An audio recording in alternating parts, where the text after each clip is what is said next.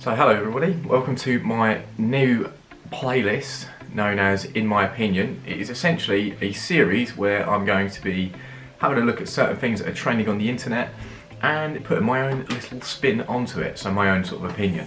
Anyway, let's get cracking. So the first one of the series, we're going to be talking about The Social Dilemma.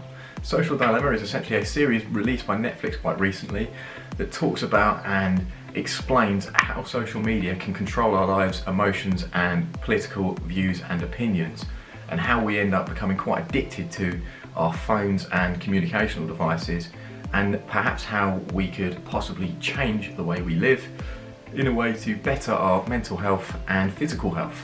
So one thing that really stood out for me in regards to The Social Dilemma and the documentary itself is the way that the amount of psychology that has gone into developing software and things to do with social media in order to engage us and keep us interacted for as long as possible.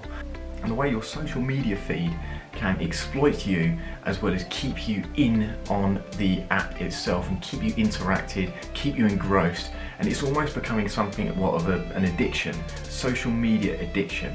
And it is so common within especially people my age or even younger and younger generations that have been exposed to social media from a very young age. Even little things such as refreshing your feed on Facebook and seeing something brand new pop up is something to keep you engrossed and interactive amongst the app itself. And that's where we get quite easily distracted. We end up now in what is known as the rabbit hole of Facebook, more in particular YouTube, and even being shuffled onto a new topic or video that you weren't even thinking about, but it is going along the algorithm. It's been quite successful in regards to hits and interaction, as well as how long the person stayed on the video for and stay engaged in the app itself. Where you refresh your page and something new comes up is also known as positive intermittent reinforcement. It is essentially another way of saying that the brain is being stimulated by a new form of stimuli and being distracted even more through social media. Even things such as photo tagging or even inbox messages now. Only a couple of years ago,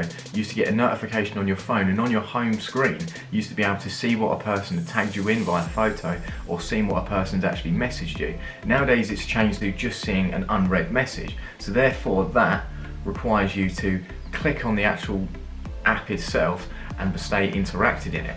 And that is a really, really intelligent tool in terms of keeping us engaged and keeping us distracted from the big picture around the world. Around the world. Big box, little box, big box, little box. Growth hacking. And this is a way of increasing user sign-ups, keeping people engaged and interacted, and getting more people involved within the social media networking. And that again is something that's really, really important, and it's such a huge tool for these social media apps to keep you engrossed in their applications. We have got our own virtual character of ourselves. We all individually have one. Obviously, if you're not on social media, fortunate enough, you don't have a virtual character. And what that essentially means is we're then slowly starting to change our opinion of ourselves based on what other people are saying, based on external gratification such as likes on Facebook, comments, shares, and that is really starting to negatively affect our psyche. What we're starting to discover now is a lot of children are sort of becoming a lot more low in self-esteem. We're seeing things, and even from a point of view of myself as a young adult / mid-20s adult, the thing that really sums up social media and how damaging it can be if you stay on there for too long. You see a lot of these people doing all these things, and yet you're not doing anything because you are engrossed and you are overly engaged on this social media platform, not doing anything productive and just seeing what other people are doing. And again, that can affect our psyche in the fact that it can make us a lot more lethargic and make us less inclined to actually go out and do our own things or express ourselves through physical activity or through things away from technology itself. The last thing I want to talk about in relation to social media addiction is the dopamine release that you get when you get something that is obviously externally gratifying or even internally gratifying. So it could be something from you reaching 100 subscribers on YouTube. Still haven't done that yet.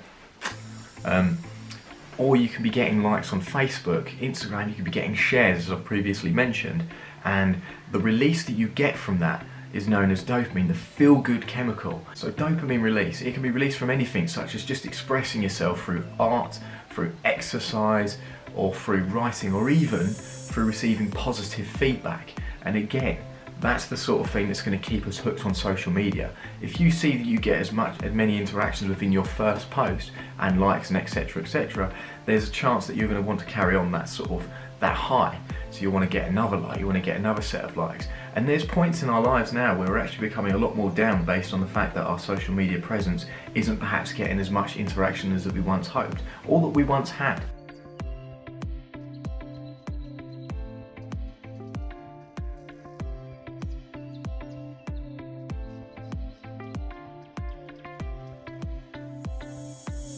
What you'll find is, the more used to you get, let's say for example you get 20 likes on a post, the more used to getting 20 likes on a post, you want 25, you want 30, you want to be reaching up. Dopamine, as we know, is an addictive chemical to release in the body because it is something that makes you feel good. That's why a lot of people get hooked on drugs, get hooked on exercise, and now, as we can see, people are getting hooked on social media. Yeah, it looks alright today, doesn't it? It looks alright, doesn't it? Ooh.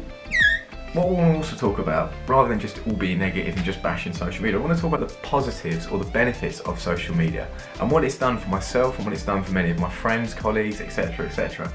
So one of the main things is you now have a platform to invent yourself. For myself in particular, obviously being a fitness professional, or in layman's terms a personal trainer, it sounded smart that last one, I can market myself a lot easier amongst the local community as well as the worldwide community. I can post a simple post about certain things in relation to exercise. It can engage a couple of people, perhaps help a couple of people, God willing. And in that sort of sense as well, people could find me the type of person they want to be trained by. And let's say they're long distance, or now we're in lockdown again, of course, at least at the time of filming. They might want to train with me through Zoom, Facebook, etc. And I now have the platform that I can do that, and I can actually earn my own money and my own living from that without leaving the house. So that's one of the positives of social media that I've discovered myself, and many others have, especially in my industry. Another positive of social media is the fact that we often are reunited with long distance relatives or long distance friends that we perhaps haven't seen since school or since whenever. And this is where it is very beneficial again. We can organise meetups, we can speak to these people who may be the other side of the world by now and still keep interacting, still keep friendship. And that is what's really, really important. When is it good to take a break? At the dinner table. When you're eating with your friends or family, the phones should go away. That is your time to talk to your friends and family about how their day's been. Even just talk general sort of stuff with family and friends. So even if you're just spending time, I don't know, it could be anything, like going for a walk or even going for a drive, the phone should be, well, definitely going for a drive, the phone should be away. Because that time you're allowed to sort of spend it with your family and friends and just relaxing, easing off a little bit. When training, huge one. Cannot stand people who sit on their phones, albeit I've done it before, guilty. Even if you do have long breaks in between, that time could be used to doing a little bit of mobility and stuff. I won't go into that though, today's not all about fitness. Social gatherings, again, like I spoke about with families and friends, you don't want to have your phone out every 5 minutes, you don't want to be engrossed in your phone like that, because there's no social interaction. Another one I want to talk about is before bed as well. We've got to a stage now where we're almost falling asleep to our shows on Netflix or even what's going on our Facebook feed. We're being exposed to too much what's known as blue light on the screen itself, and that is making our eyes work a lot harder and making it a lot harder for us to turn off and switch off. And that's because we are being stimulated to the point where we are concentrating on a particular light. Obviously, you could narrow down the lighting on your computer before you go to bed so you can adjust your eyes so that they're in a motion of near enough sleeping. Hello there, this is my new Nokia. You could switch off your telephone, you could switch off your computers 2 hours before bed, and you can just get a book out and start reading. One, that'll improve your sleeping pattern a hell of a lot more, and two, it gives you time away from social media. Less engrossment, don't feed the addiction, happier. So I hope you enjoyed it. Please like, share and subscribe. Please leave me feedback in the comment sections. I need as much criticism as possible in order for me to improve. Good morning or good day, wherever you are in the world. Good morning or good day, whenever you're watching this.